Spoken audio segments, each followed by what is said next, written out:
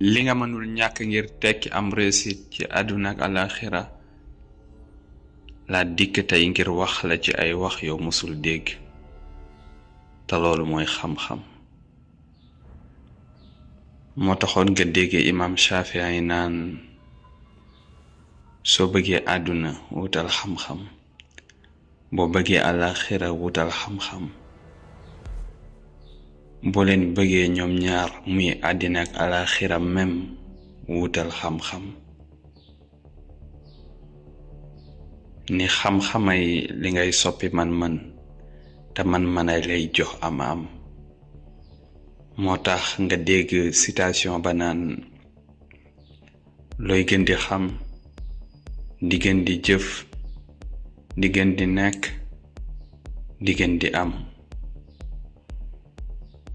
moo tax tey ma indil la fukki wax yi ëpp doole te mosoo koo dégg yépp di soññee ci sàkku xam-xam.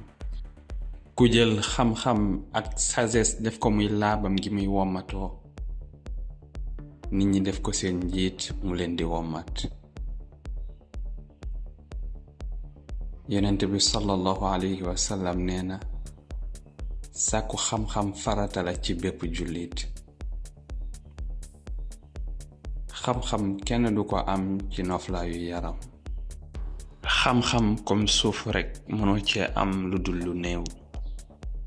doo gis mbindeef moom suuf sépp. doo gis tamit mbindeef mu xam lépp. mais li nga xamakus néew moo lay may man-man ak doole. ni xam-xam mooy doole. le savoir c'est le pouvoir. juróom-benneel bi mooy waxu Shafii ji mu ne sàkku xam-xam moo gën julli naafila.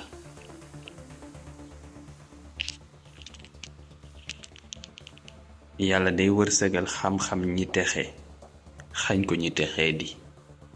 Abu Darda moo wax loolu.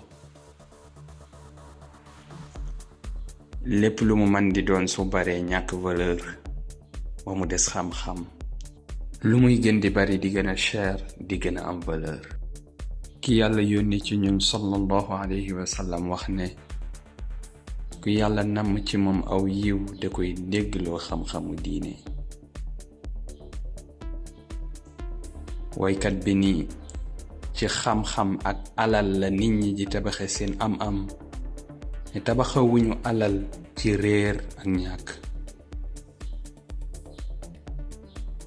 bi ci mujj mooy waxi yàlla sunu boroom ji mu ñu wax ni